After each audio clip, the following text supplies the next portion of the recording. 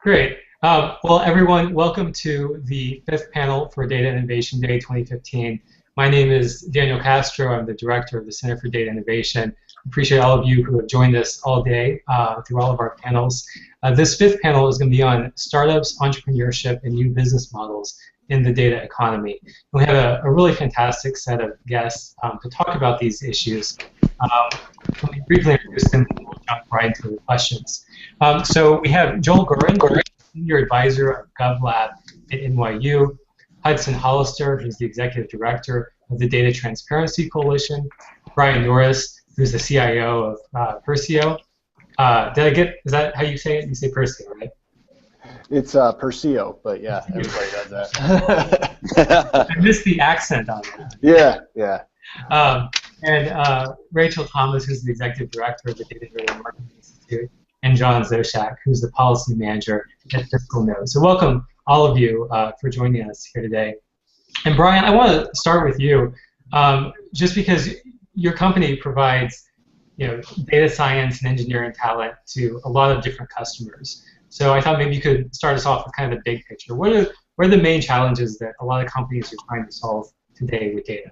Yeah, so that's a great question. So, a lot of folks jump straight to the data without really asking the question of what they're trying to solve. So, our company is a new big data startup here in Indianapolis, really focusing in on a couple of verticals such as healthcare, manufacturing, and marketing kind of across the board. But ultimately, what we're doing and looking at are helping clients ask the right questions. So thinking strategically about their data, thinking about not just thinking about data they have, but as the Internet of Things starts to explode and is exploding, data that they can go collect as part of their overall data strategy. And then certainly open data. There's just, as you all know, a tranche of open information coming from all directions, both globally and locally. And there's a lot of opportunity to leverage that within their solutions and the things that they do. So we help them focus on all of that first, and then dive into the data science and start building the fun predictive algorithms and the things in which really start to move the needle from an operations and their business perspective.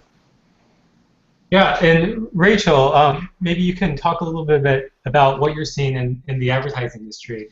Advertisers are kind of the leaders in using data often. They're kind of the pioneers in some cases for different types of techniques. When you see some of the new businesses that are out there, what are they doing? What are some interesting ways advertisers are using data? Sure. So I apologize. You guys will have to let me know if my connection is having trouble. My computer is telling me it is, but I will try to join you as best I can. In the meantime, so I was late jumping on because I just jumped off of an amazing Data Innovation Day panel with 4 data-driven marketing experts who were talking about what we are seeing in the marketing and advertising space, and in particular, less about the marketing, more about the consumers. So it's not a surprise to anybody in the marketing space that data is important, that we have a data-driven way of life. Actually, data marketers have considered themselves to be data-driven for over 100 years at this point. What's new and interesting isn't the analytics, that it's the speed with which that data can be used, it's the technology with which it can be applied, and the relevance with which it can be provided to services. But even more so, what we delved into in our event today was data-driven consumerism, the rise of consumers having access to perhaps not quite as much data as marketers do, but getting close these days in terms of consumers' abilities to meet marketers where they are, to have actual two-way conversations and relationships with brands, and also to leverage data themselves and even analytics and sort of predictive modeling to understand what the best offers are for them that they should take a brand up on or look elsewhere. Great, and let me, Joel, bring you in on this conversation as well, because your study that just recently came out, not too recent, now it's almost a year old, on the Open Data 500, you looked at a lot of companies that are innovating in the data space, specifically using open data. What are the challenges that you're seeing in this space? What are the opportunities? How do you see this trend moving? Yeah, it's a very we're at a very interesting time. I think what we're seeing is that a number of companies, I mean, in our study, 500 U.S.-based companies, it's now up to about 600, are using open data as a key resource, and these are everything from some of the classic kind of information companies like, you know, Reed Elsevier and Thomson Reuters that have used data in this way for a long time, to some new startups that are using open government data on health or financial services or, you know, energy or the environment or any number of sectors. So we're seeing that people are really beginning to understand the potential, particularly of open government data, which is just a huge resource. But at the same time, a lot of that data is in pretty bad shape. You know, it can be in technologically kludgy formats, it can be out of date, it can be inaccurate. So what we're seeing, I think, is we're beginning to see like people starting to grapple with how do you take this resource and actually make it usable and workable, and that's going to be one of the big hurdles over the next, I think, couple of years, is to see how efficiently we can do that, and how efficiently we can do that, particularly for the data sets that are going to be most important and have the most leverage. Well, let's stay on that point for a minute, because I mean that is kind of the big question going forward. I mean, we're, especially with the open data movement, so much of the motivation is really around, you know, can open data lead to economic growth, job creation, you know, Right. other positive social benefits as well. But there's a really strong interest in the economic benefits. Have you gotten any lessons already about how we translate from, you know, this resource, this kind of untapped resource, to actual economic growth? Well, it's clearly happening, and you know, on you can look at it either on a granular level or on a kind of 50,000-foot level. I mean, at the high level, the most commonly quoted statistic is McKinsey's estimate that what they would call liquid data is worth somewhere between $3 and $5 trillion a year to the global economy.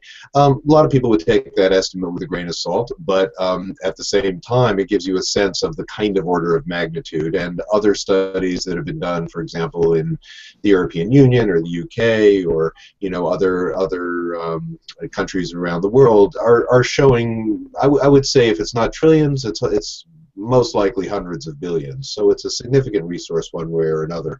What we've been trying to do through the Open Data 500 study, and now through a series of open data roundtables where we're bringing together federal agencies with the people who use their data, is to really figure out where it's being used most effectively, and how do you make that sort of transaction, particularly from government to the business community, smoother and more efficient. And I think some of the places we're seeing some real interest now, and probably some of the biggest opportunities, are going to be around healthcare, where you're just seeing an explosion of interest in many, many different areas. And I think also some really rapidly growing interest around energy and the environment, as well as some of the more traditional areas like financial services and others. So I think to the extent that the demand is becoming clearer and the potential is becoming clearer, I think we're going to see that the available data and the potential of that resource also gears up pretty fast. Yeah. So John, why don't we go to you for a minute? I mean, you're kind of the poster child for a data open data startup, or a data-driven startup that, you know, we want to see more of. So maybe you can take a minute, maybe introduce your company and see how you think, talk a little bit about how you think data plays a role in the growth of your company and others in this industry. Sure, it's so funny to hear Rachel talk, because, you know, the marketers have been using data for hundreds of years, but governments have been kind of dealing with data for maybe a decade, and it's pretty bad. So, you know, what FiscalNote does is we take all that unstructured government data that they're kind of dumping to us, and we make it usable for clients across a number of different ways. So, you know, right now we have a legislative tracking product called Prophecy, which enables organizations to track, and this is state and federal. So, you know, federal is, you know, more easy, but still not great, but the states are just a gigantic mess. So we take all that messy state data and we enable organizations to track the issues that matter to them across 50 states. And then we take that data again and run all these predictive analytics over it. So we've actually gotten to the point where we can predict the chance of a bill passing correctly 94% of the time. So we have clients that use that for everything from resource allocation in terms of lobbyists to prioritizing their main issues for the year. So it's sort of like taking all this unstructured data that the states are giving us and unlocking it and making it useful for clients. Mm-hmm. And Hudson, let me bring you in on this as well. So, Data Transparency Coalition is the reason that the Data Act passed, and that we have more government data coming out. What do you think? I mean, how do you think this will evolve over the next few years? Will we get the kind of cleaned up, more useful data that Joel's talking about to get the kinds of companies that John's doing, or what do we need to have happen in this space? Well, for the background for our audience, the ones that don't follow federal legislation as closely as I do, which is I hope nobody, the last year, and it requires the U.S. federal government to transform its spending information from disconnected documents into open data, and our coalition, which is made up of tech companies, lobbied for the passage of that law. Beyond spending, as you point out, Daniel, beyond spending, there are many other areas of government information, federal and state, that could be expressed as open data, could be expressed as standardized and searchable information, but are not. Our goal is to persuade policymakers that they need to make changes. Sometimes this means passing laws, sometimes this means persuading agencies to make regulatory changes, but in each case it means that policymakers who don't usually pay attention to the plumbing, don't usually pay attention to data formats, have to decide that this information needs to be liberated. We started with federal spending. This year we're expanding the campaign beyond federal spending to also include financial regulatory reporting and legislative information. Now, why do we have those three? Why are we focusing on federal spending, financial reg, and law and legislation? It's because we think those three are the most valuable.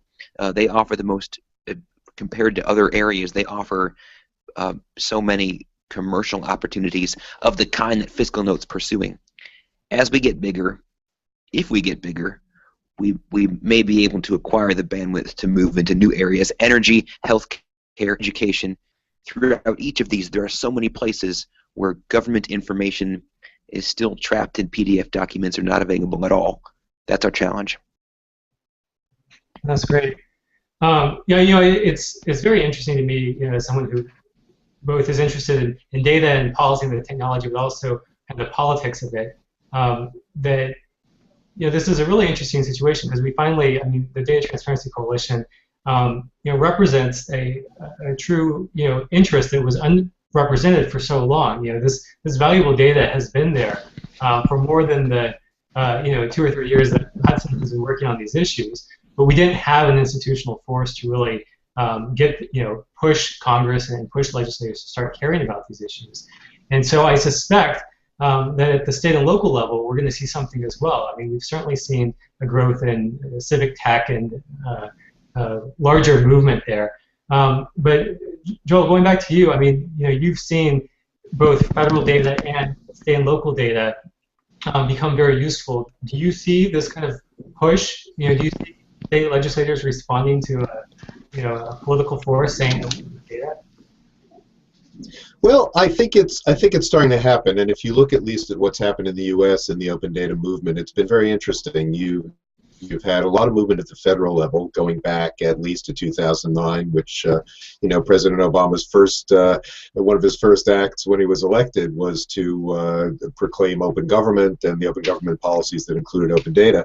You also saw a lot of stuff happening around the same time in a number of cities around the country, including San Francisco, Washington D.C., New York City. But the states, for whatever reason, really lagged. So I think it's really just now that we're beginning to see a number of states realizing the potential of their data. And what's interesting here is I think there's two levels to look at it. So one level is you're going to see a lot of both nonprofits and for-profit companies beginning to use that data in ways that begin to create really useful websites or apps or whole companies using, for example, state of California data could support a lot of initiatives and a lot of companies, and I think people are starting to mind that. On the other hand, there are a number of areas like education, or somebody was telling me the other day about incarceration data, where there are state-by-state data sets that you really want to look at a national level. But I mean, John, as you know, I think you were saying, when you think each state's data is a mess or the federal government's data is a mess, when you now try to somehow make something meaningful out of 50 different data sets on the same thing, it gets really difficult. Now, there have been some companies and nonprofits that have been doing this. One of the best known is probably Great Schools, which has found some way to look at education data in all 50 states and develop ratings and rankings of schools in each state. But even there, they can't really do state-to-state comparisons. So I think one of the things we're going to really see at a state level is not just a push for better data state by state, but on some of these big areas like education, criminal justice, healthcare, and so on. I think we're going to see a real push for a cross-country harmonization, and that's going to not only make it possible to do more stuff within a given state, but to get a picture of how the nation is doing on a state level and to use that state-by-state national data in some really important ways. Yeah, John, maybe you can talk about this as well. Joel said on that front. Go ahead, Rachel. Sure, thanks. So, I couldn't agree more with what Joel and Hudson have both said in terms of the wonderful work that's being done in the last few years to make sure that there are new data sets that are available. But, one of the things that we're seeing, those of us who've been using whatever government data is available for many, many years, is actually less data available in traditional sources. You've seen in the last few years huge attacks on the American Community Survey, which is part of the census data that comes in every year. Congress in the House actually, passed a movement to just roll back the ACS entirely. We were able to fight that off, but that's somewhere that marketers and businesses generally have used that data for 10 years, a decade, in terms of where do you put your new business, where do you find your new workers, where is there a niche market that hasn't been served yet. So making sure that we are paying attention to preserving existing data sets as well. Another sort of bizarre little area out of the Commerce Department is around the data that NTIS provides on things like Social Security data, pulling all of the data from the states, the messy data sets of the states around who has passed away. That's a really important data set, strangely, for marketers in order to know who not to contact, who to leave alone, right? Not just to save money for your business, but so as not to offend those that are hurting, right? It is becoming more and more difficult to get access to that death master file in order to, properly go through your lists and remove folks as appropriate. So I want to make sure that's my plug for traditional data sets continuing to be available as we open up all these new great areas as well. Yeah, and Daniel, that's if I can jump really important point. Yeah. Sure, if I can jump in as well. 2 points. From a federal level, as a clinician in the health space, I couldn't agree more that there's this large push into utilization and understanding of open information. The FDA recently released information that's been out for years, so adverse events information, recalls information through OpenFDA.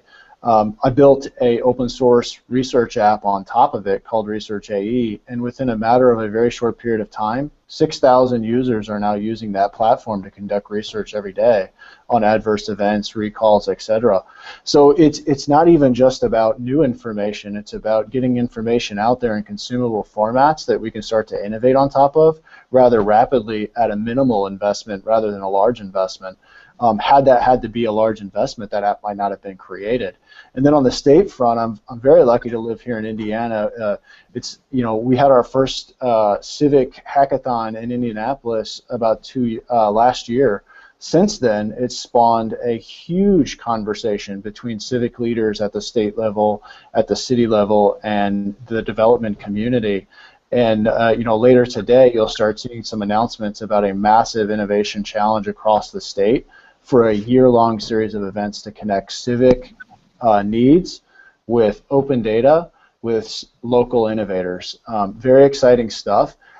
In addition to that, we fast forward a year, by being able to show legislators what the output of all of this innovation could be, we now have a bill introduced in the House for this legislative session that's around open data for Indiana. So I think part of it is also an ability to start showing legislators what it means at a state level versus a federal level, and we'll start to see a lot of action.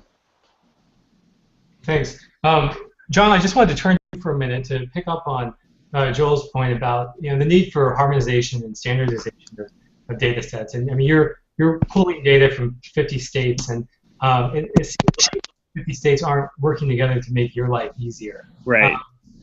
How, what do you need to have happen in this space? Or are you seeing any states that are starting to reach out and say, if we're all going to make legislative data available, why don't we do it the same way? So no, to answer the second question, we have not heard that states are banding together quite yet to release their data in a certain way. But I think, around all this talk around releasing the data sets and getting the data sets out in public and keeping data sets, I mean, that's definitely the first step. Then there's kind of the second step of like making sure that data is machine readable. That's the key, is like making sure that this data is in a format that we can actually do something with. Because it's one thing to dump a bunch of data on the public. It's another thing to make that data useful. And that's like, what we do here is we try to make all this data useful. And we're getting by, right? Like not all of this stuff is, like in the best format or, but we come up with all these technological solutions to get around it. We have scrapers, we have, all sorts of things to kind of like flesh out the information. But, for me, what I'd love to see, and what I think government should be focusing on is maybe less like trying to create a portal for, people to interact with it, just getting the data out there to private industry and nonprofits so they can create the applications that the public can use. So anything from, something a citizen could use to track a bill that they're interested in to something, an organization could use to track the thousands of bills that they're interested in. I mean, to me, it's all about getting the data in a usable format for, private industry and nonprofits to create the apps for the public to use. No, that's a great point. And if you look at traffic data, for example, you see a lot of cities that they were collecting this data and they kind of leapfrogged making their own app, gave it away to Waze or Google, these kind of third parties to integrate into their own systems. Brian, I wanted to turn back to you, and we've been talking about open data, and I know you work with companies who are not just doing open data; they're also just kind of interested in data-driven innovation overall. How big of a piece of the pie, I guess, is open data? We have a lot of conversations about it, but should we be talking about this bigger picture of data-driven innovation that's going on in the private sector and all the data that's held by the private industry as well? Yeah, I mean, I think what's interesting is that it's starting to come into the conversation where, not too long ago, it really wasn't even a part of the conversation. So, for example, we'll have clients ask lots of questions. We'll use a crime as a proxy.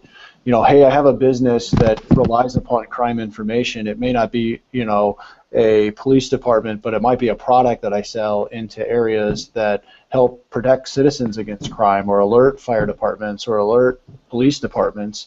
But I don't really know where I can go to get information to determine where's the best bang for my buck. Where should I go?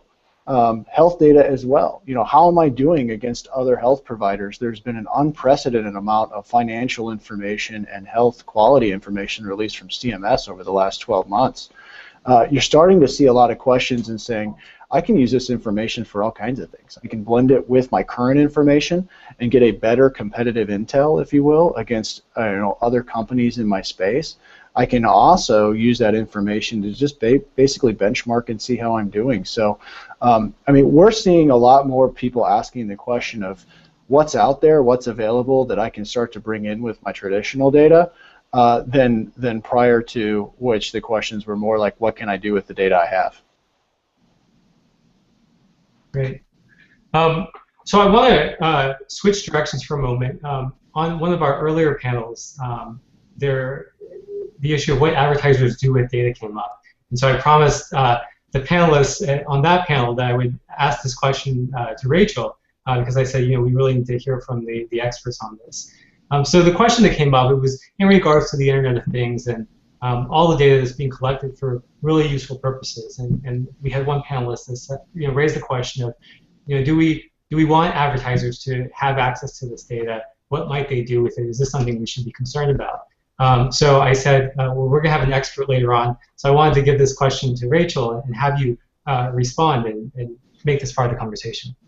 No, I'm so glad you asked. It's an incredibly high priority for DMA and its members right now is addressing that and figuring out where are the lines that are appropriate. But I think one of the really important lines that has always been there that will continue to be there, one of the technology moves too fast to have laws necessarily that always regulate these areas. So we have in the self-regulatory world a set of principles that we try to make sure apply no matter where the technology, what the next wearable, the Internet of Things, wherever it goes, still applies. So one of those important for us is if the data is coming to us for marketing purposes, that we not pass it on for other purposes. So, you know, I think one of the biggest concerns that we hear from consumers and regulators, the Federal Trade Commission first among them, is, okay, marketing, advertising, the worst thing that can happen to you if your data is used for marketing or advertising purposes is that you get an offer or a product that is relevant to you or not relevant to you, period. However, the concern really comes in, will that data be used for other purposes? Like, is it going to be used, is healthcare data coming off my wearable not going to just be used to offer me, you know, the towels to mop up my sweat after I've worked out, but is it going to be passed on to your healthcare provider to say, you didn't meet your number of steps today, should your healthcare premiums be increased? So for us, one of the big concerns, again, is making sure that it's clear as much what marketers and advertisers are not doing with data as what they are in these innovative spaces. And because that's an area where consumers deserve to have confidence that we've got laws in those areas around not having to be concerned that eligibility decisions will be made about their lives because they used this cool new device and advertisers were involved in that data flow.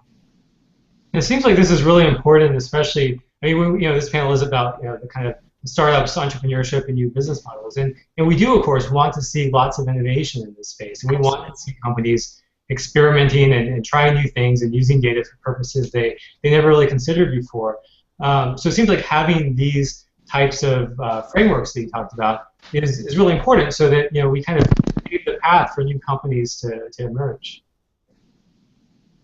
Yeah, and I think having those frameworks, having the public, policymakers, regulators feel confident that those traditional principles that we've had still apply in new and emerging areas is incredibly important in order to have the opportunity to continue to use the data in new and innovative ways. So, you know, again, I think one of the big focuses is keeping that drumbeat going, that, you know, we're paying attention to this in order to have, you know, the Internet of Things go in all the new and interesting ways that we need it to.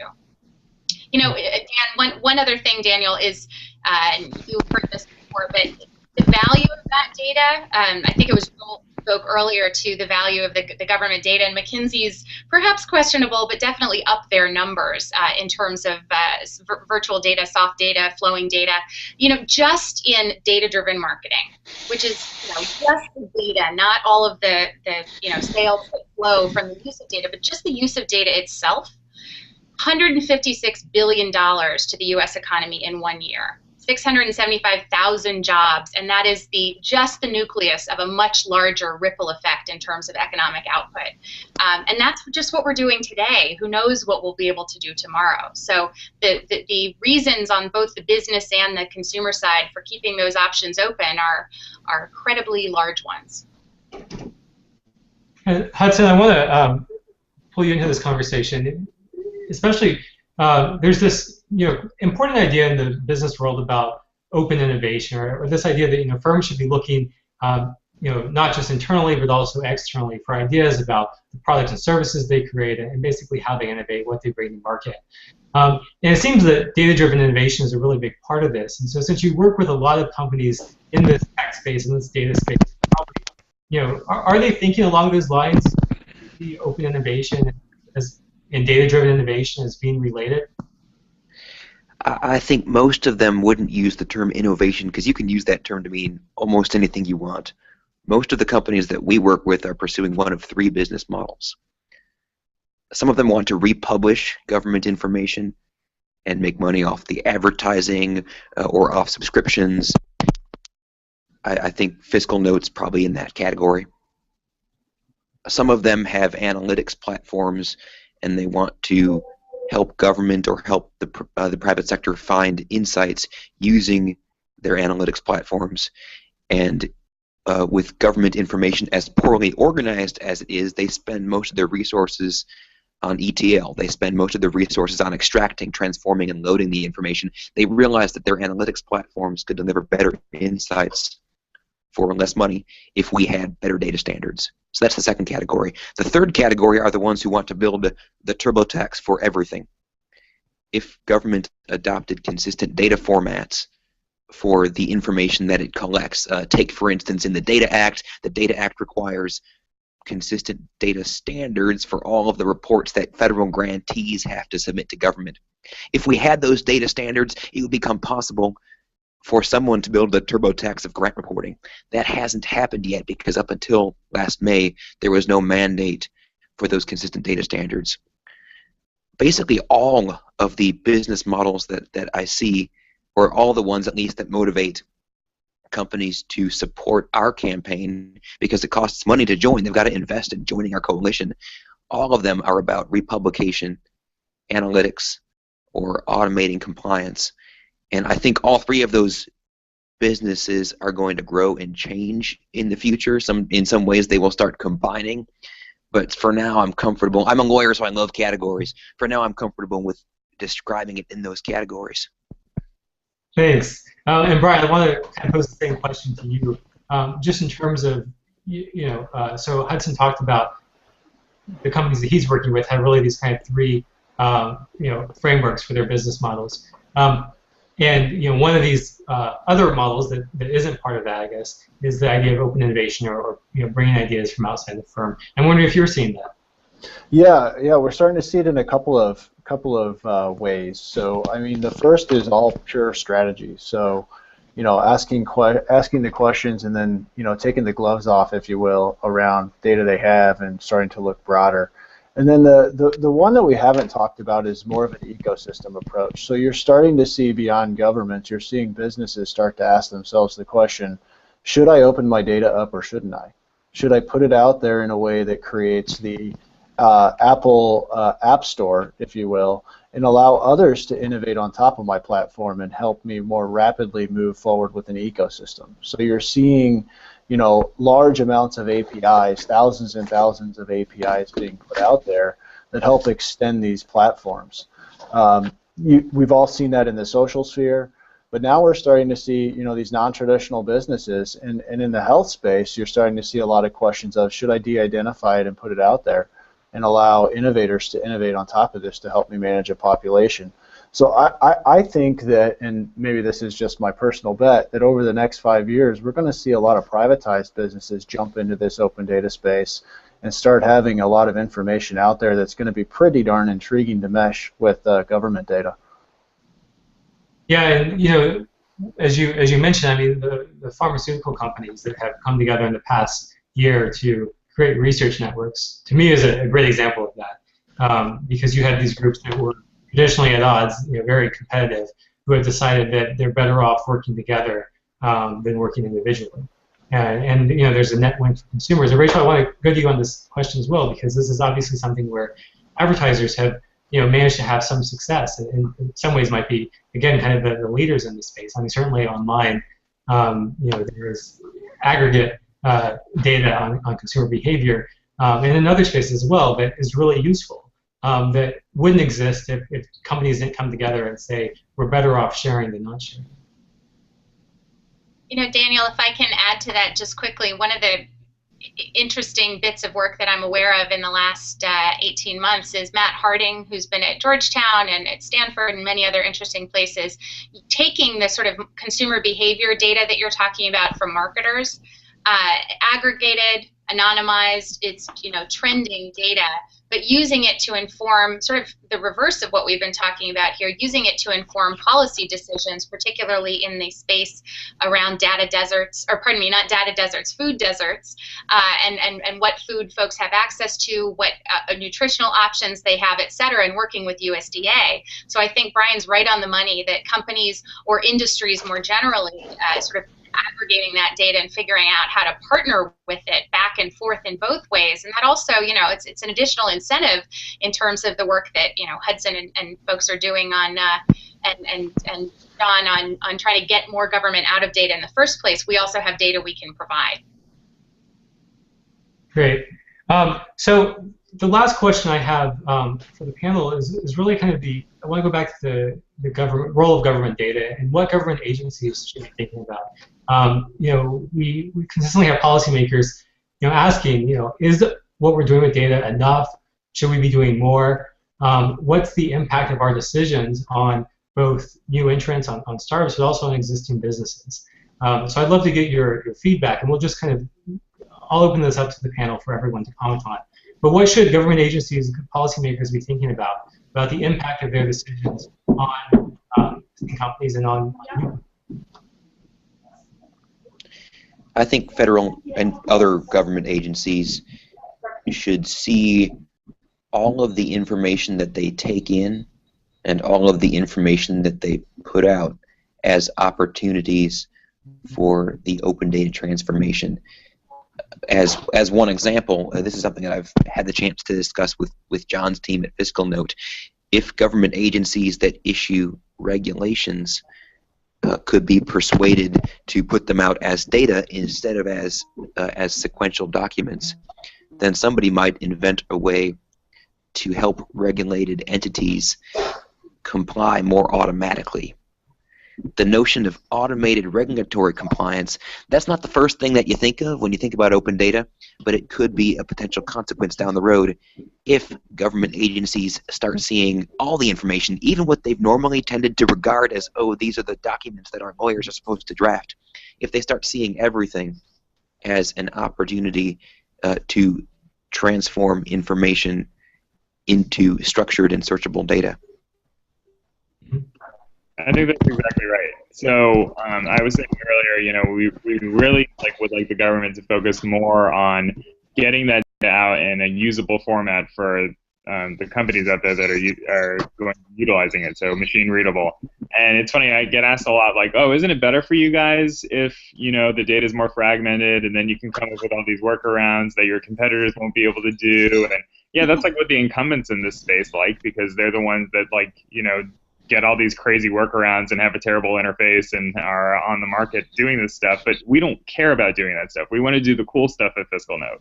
We don't care about, scraping all this random data and, aggregating 50 random data streams. We want it all smooth. We want that part to be easy. The hard part, the cool stuff, the stuff we want to do and the stuff we do at FiscalNote, that stuff is the analytics, the predictions, the, making that data usable, unlocking that data and making it usable. So no, we don't want a fragmented system. We don't think that's advantageous. We really want to do cool stuff. Yeah, Joel.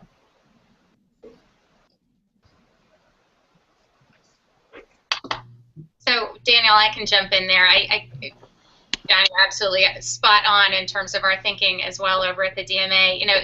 The data, the algorithm is only as good as the data you put into it, and so the smoother the data, the better. So 100% agree that it behooves government to provide the data in formats that are going to be helpful.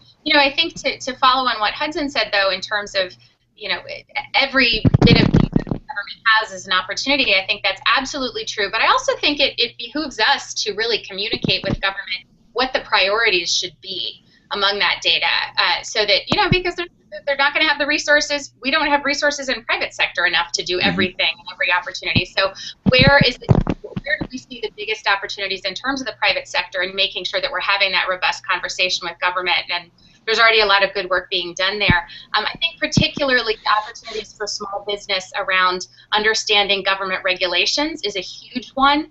That's one of the biggest difficulties we have at DMA with our small business members. The big guys have government affairs departments, they've got regulatory departments. The little guys, they're looking at our self-regulatory code to make sure that every regulation that's relevant to them is built into our code. They become DMA members because that's their filter.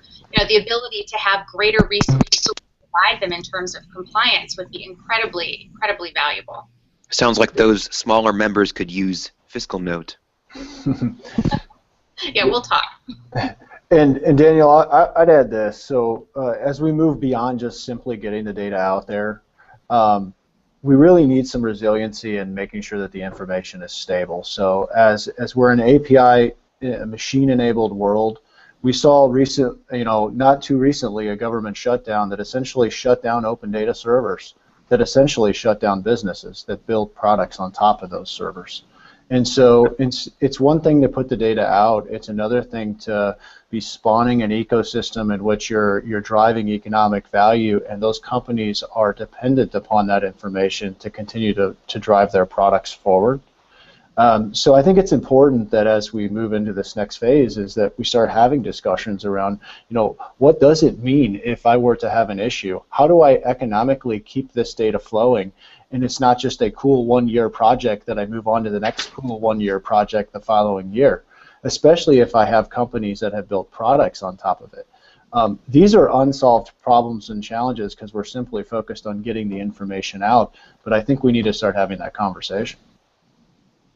That's a great point. And Joel, are you back online with us? I know you dropped off there for a moment.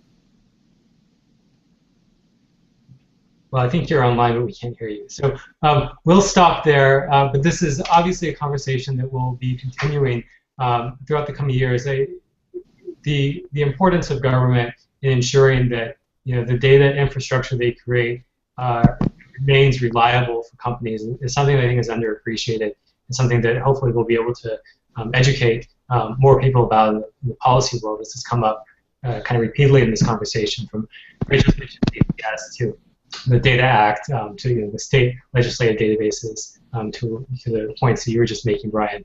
So thanks to all of you for joining in the conversation today, sharing your thoughts. Thanks to everyone who's participated on the conversation on Twitter today.